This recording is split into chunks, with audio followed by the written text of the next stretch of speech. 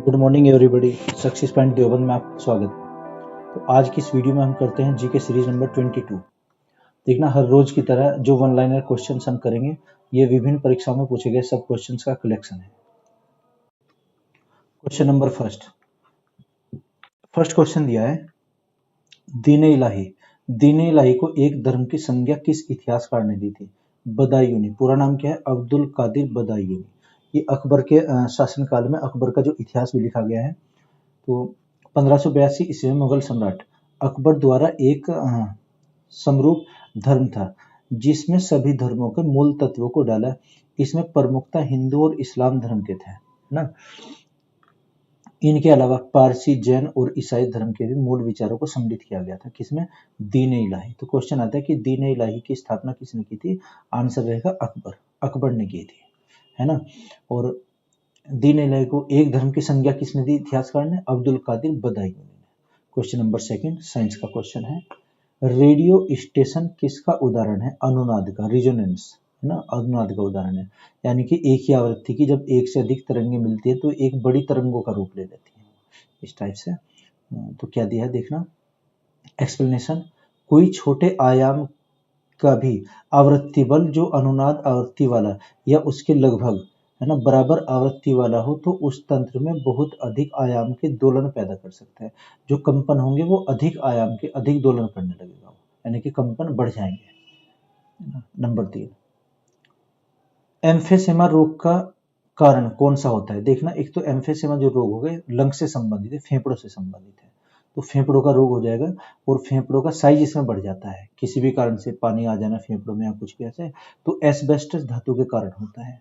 तो एक्सप्लेनेशन देखिएगा, वात स्फीति या एम्फिजिज्म एक दीर्घकालिक उत्तरोत्तर बढ़ने वाली फेफड़ों की एक बीमारी है जिसके कारण प्रारंभ में सांस लेने में तकलीफ होती है। तो इसमें सांसों में, रेस्पिरेशन में प्रॉब्लम आ जाती है। तो ये जो हमारे लंग्स हैं ये इनका आकार बढ़ जाता है ना, फेफड़ों का आकार बढ़ जाएगा इसमें। Okay, number 4, golden great bridge America के किस नगर में? सैन फ्रांसिस्को में। गोल्डन ग्रेट, ये गोल्डन ग्रेट ब्रिज है सैन फ्रांसिस्को अमेरिका में, यूएसए में स्थित है। ओके, नंबर 5, नारी तुम केवल श्रद्धा हो किसने लिखा था? जयशंकर प्रसाद की एक इसमें कीर्ति है। ओके, नारी तुम एक केवल श्रद्धा हो। नंबर 6, किस राज्य का लोक नृत्य विथी है? विथी लोक नृत्य किस राज्य का है? आंसर हो जाएगा आंध्र प्रदेश, है ना। ये दिखाया गया चित्र में, विथी नृत्य करते हुए आंध्र प्रदेश का। नंबर 7, कोरोसिल नामक प्लास्टिक किससे प्राप्त करते हैं? एसिटिलीन से। कोरोसिल प्लास्टिक, और प्लास्टिक क्या होता है? पॉलीमर होता है, पॉलीमर। पॉलीमर किसे कहते हैं? प्लास्टिक को। आगे आइएगा, क्वेश्चन नंबर 8, पंचायती राज अधिनियम कब अस्तित्व में आया था? 25 अप्रैल सन 1993 में। देखना, जब 73वां संविधान संशोधन हुआ था, 73वां 73rd कॉन्स्टिट्यूशनल अमेंडमेंट, है ना, ये कब हुआ? 1992 में, और 93 में लागू हुआ था। उसमें था कि 11वीं अनुसूची जोड़ी गई थी, 11वीं अनुसूची जो पंचायती राज से संबंधित है, और ये पूरे भारत में लागू होना था कुछ संशोधनों के बाद में।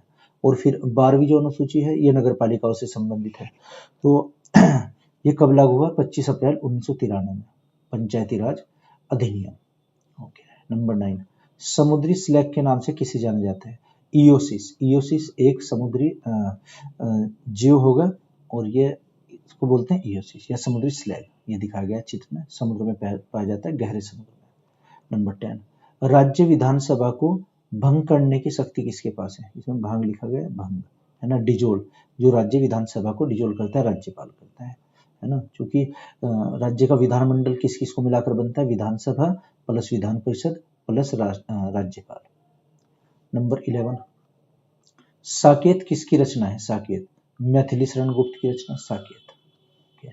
नंबर 12, पेशावर बौद्ध सभ्यता का केंद्र किसके काल में बना? पेशावर जो बना था, जो पाकिस्तान में वर्तमान में, कनिष्क के शासनकाल में। कनिष्क पूर्व एक नगर भी है यहाँ पर, और कनिष्क के शासनकाल में कौन थे? कुषाण, यानी कि कुषाणों के शासनकाल में बना था।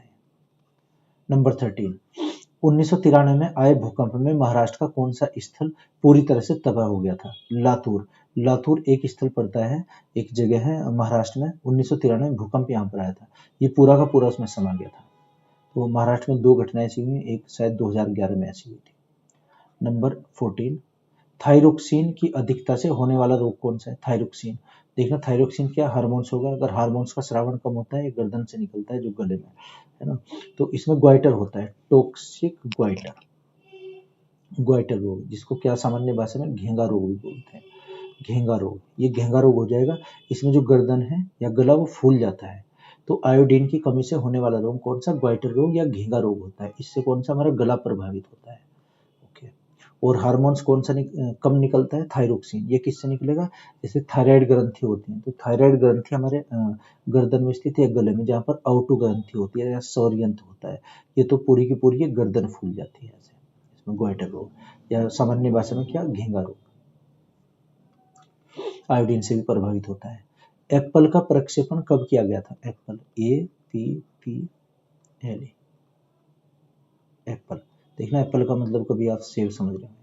एप्पल प्रक्षेपण कब? एक उपग्रह था जो 19 जून 1981 में छोड़ा गया था, है ना। तो एप्पल की फुल फॉर्म एरियन पैसेंजर पे लोडेड एक्सपेरिमेंट। फिर से देखिएगा, एप्पल की फुल फॉर्म एरियन पैसेंजर पे, एल से लोडेड एक्सपेरिमेंट, है ना। एरियन पैसेंजर नियत भार परीक्षण, एक्सपेरिमेंट को परीक्षण, नियत भार को पे लोडेड, तो एरियन पैसेंजर पे लोडेड एक्सपेरिमेंट। तो एप्पल की ये फुल फॉर्म होती है। इसरो का प्रथम स्वदेशी परीक्षण संचार उपग्रह है। इसे जीटीओ द्वारा 19 जून सन 1981 को कोरू से ESA के एरियन रॉकेट के तीसरे विकासात्मक उड़ान के द्वारा छोड़ा गया। कोरू, तो कोरू से छोड़ा था, अंतरिक्ष केंद्र है कि अमेरिका में आएगा कोरू।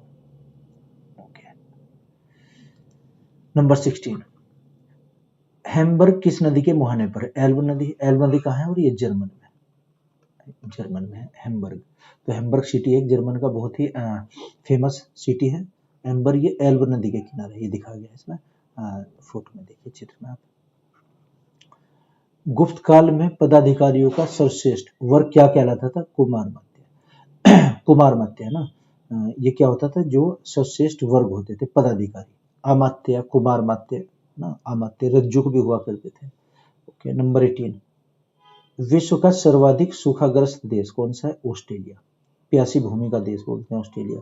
और वैसे जो सबसे अधिक गर्मी होती है वो लीबिया में होती है, और सबसे अधिक ठंड कहाँ पर होती है? रशिया में होगी, साइबेरिया में, साइबेरिया रूस। तो विश्व का सबसे ठंडा प्रदेश कौन सा है? साइबेरिया। साइबेरिया, ये तो क्या है? ठंडा प्रदेश, ठंडा। और सबसे अधिक गर्मी कहाँ होगी? लीबिया में। लीबिया में सबसे अधिक गर्म स्थान। और ये क्या दिया गया है? सर्वाधिक सूखाग्रस्त, ड्राउट हिट कंट्री, कौन सा आ जाएगा? ऑस्ट्रेलिया। नंबर 19, इंसुलिन के अतिस्रावन से होने वाला रोग कौन सा है? जो इंसुलिन से अधिक स्रावन होगा, हाइपोग्लाइसेमिया। हाइपोग्लाइसेमिया एक रोग होगा, और ये इंसुलिन का अगर अतिस्रावन होने लगता है, यानी कि बहुत ज्यादा, ये किससे? लैंगरहैंस की दीपिका या आइसोलेट ऑफ लैंगरहैंस या अग्नाशय से निकलता है ना, इंसुलिन। इससे क्या होगा? जो हमारा शुगर है वो वो हो जाएगा इरेगुलर, यानी कि या तो शुगर हमारा बढ़ने लगता है या फिर कम होने लगता है, तो उसको शुगर की बीमारी को हम क्या कहेंगे? हाइपोग्लाइसेमिया होगा। ओके। नंबर 20, मिक्की माउस किसकी रचना है? Walt Disney. देखना वाल्ट डिज्नी एक ये अमेरिका के फिल्म निर्माता थे, है ना, डायरेक्टर, फिल्म डायरेक्टर थे एक ये, है ना, जिससे 1900 के आसपास, 1901 के आसपास ये हुए हैं। तो इनकी एक रचना थी मिकी माउस, फिर बाद में ये कार्टून बनाने लगी थी वाल्ट डिज्नी के नाम से। नंबर 21, रोल ऑन शब्द किस खेल से संबंधित है? हॉकी से संबंधित है। एक शब्दावली है रोल ऑन, रोल ऑन शब्दावली किसकी? हॉकी की।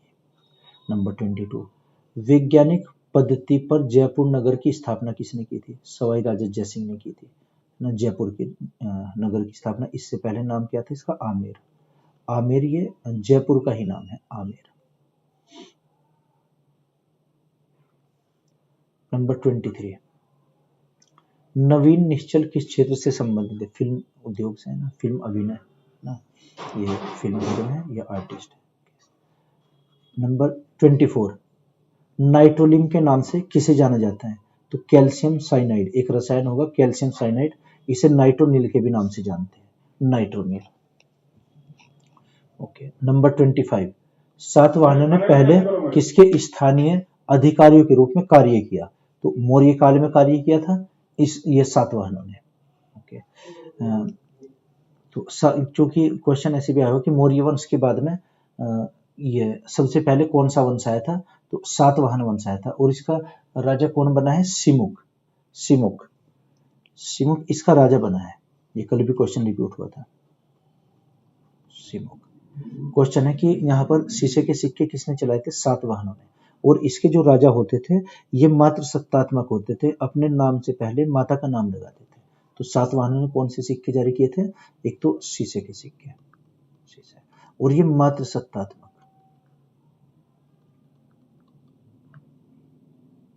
मात्र सत्तात्मक एक वंश हुआ करता था, माताओं का नाम लगाते थे अपने नाम में।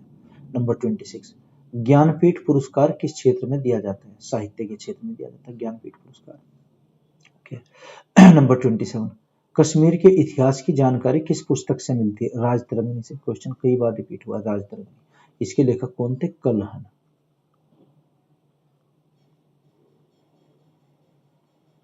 कल्हण की कौन सी, राजतरंगिणी। तो कल्हण की राजतरंगिणी से कश्मीर के इतिहास की हमें जानकारी मिलती है। नंबर 28 देखते हैं क्वेश्चन। तो आप ये साथ साथ नोट किया कीजिए, इससे आपको काफ़ी लाभ होगा। और ये हमने कलेक्शन तैयार किया है जो विभिन्न परीक्षाओं में पूछे गए वन लाइनर क्वेश्चन है।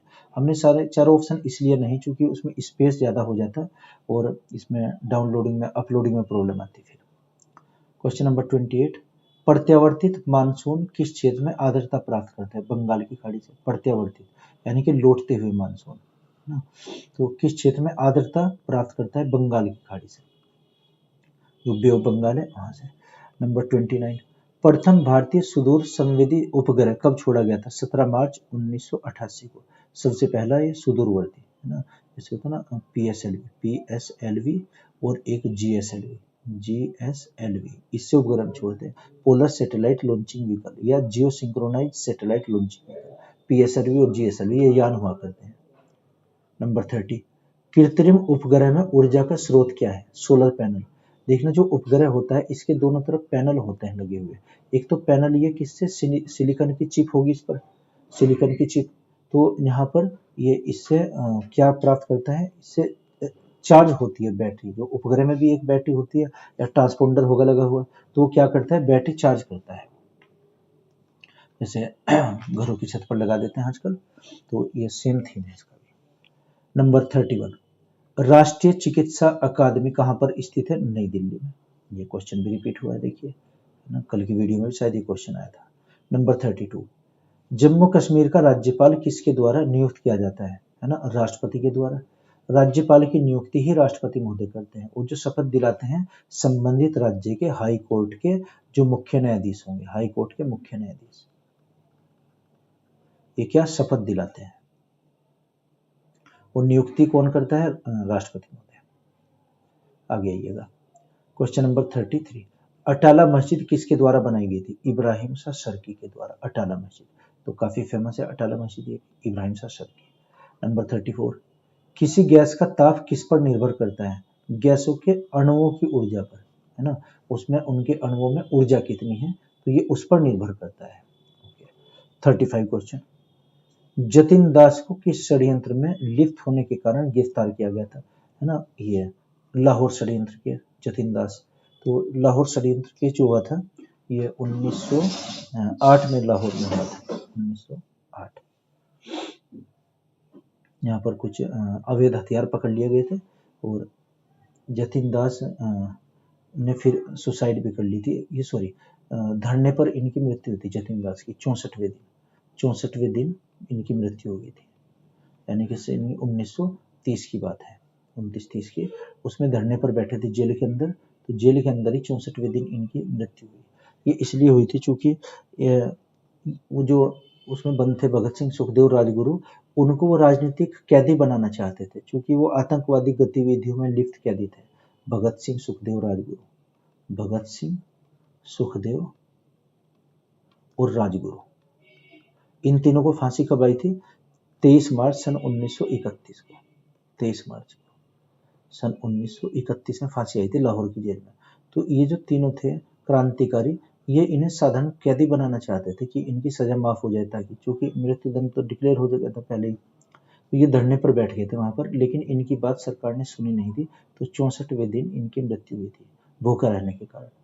ओके 36, जवाहर रोजगार योजना का नाम क्या है? जवाहर ग्रामीण समृद्धि योजना, इसका नाम चेंज कर दिया था सरकार ने। ओके, क्वेश्चन नंबर 37, भारत की सबसे लंबी नौगम्य नहर कौन सी है? यानी जिसमें नेविगेशन करते हैं, यानी कि जिसमें हम शिपिंग कर सकते हैं। नौगम्य नहर कौन सी? ये बकिंगम नहर। बकिंगम का है? ब्रिटेन में। ये नहर है इंग्लैंड में, इंग्लैंड की नहर या ब्रिटेन की नहर है। ओके 38, हिंदी में आशुलिपि का जन्मदाता कौन है? ये निष्कामेश्वर मिश्र को माना जाता है हिंदी में जो आशुलिपि, शॉर्ट हैंड, जो हम शॉर्ट हैंड करते हैं, कोडिंग से लैंग्वेज हुआ करती है, आशुलिपि को शॉर्ट हैंड के जन्मदाता है। क्वेश्चन नंबर 39, राज्य में राष्ट्रपति का प्रतिनिधि कौन होता है? राज्यपाल।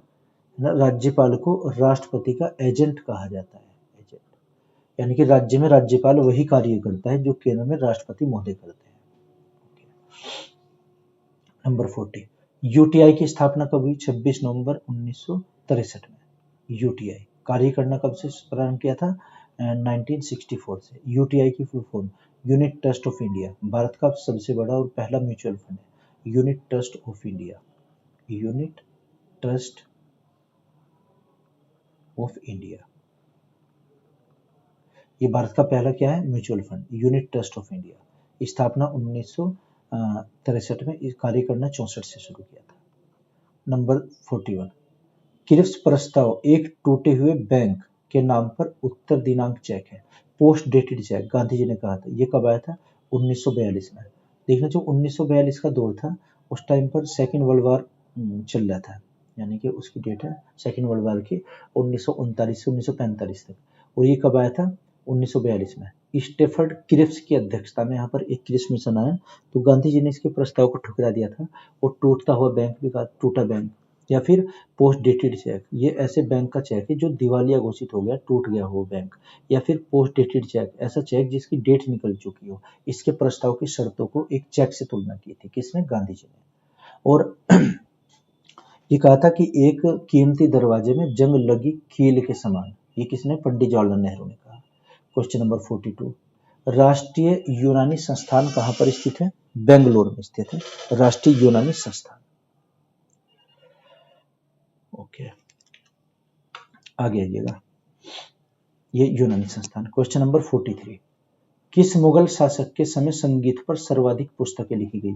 औरंगजेब के शासनकाल में संगीत पर सबसे अधिक पुस्तकें। देखना, औरंगजेब ने वैसे सभी संगीत यंत्रों को तुड़वा दिया था, और ये वीणा खुद भी बजाया करते थे, वीणा, है ना। वीणा किसकी थी? औरंगजेब का दूसरा नाम क्या था? आलमगीर। तो ये वीणा बजाया करते थे और सबसे अधिक पुस्तकें लिखी गई। लेकिन जब ये वहाँ के शासक बने दिल्ली में, तो इसने सभी जो संगीत म्यूजिकल इंस्ट्रूमेंट थे उनको तुड़वा दिया था।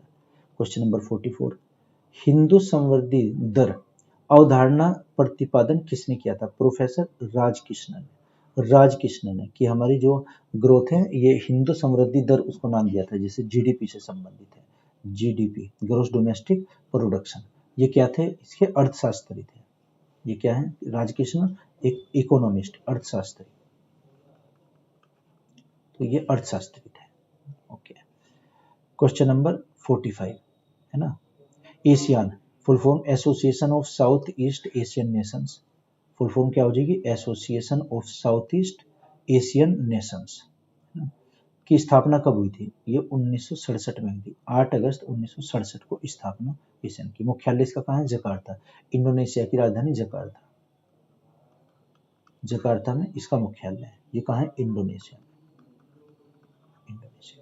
ओके, तो question number 46, nursery of hockey players के नाम से पंजाब का कौन सा गांव जाना जाता है? संसारपुर, जालंधर में संसारपुर, ओके, पंजाब में।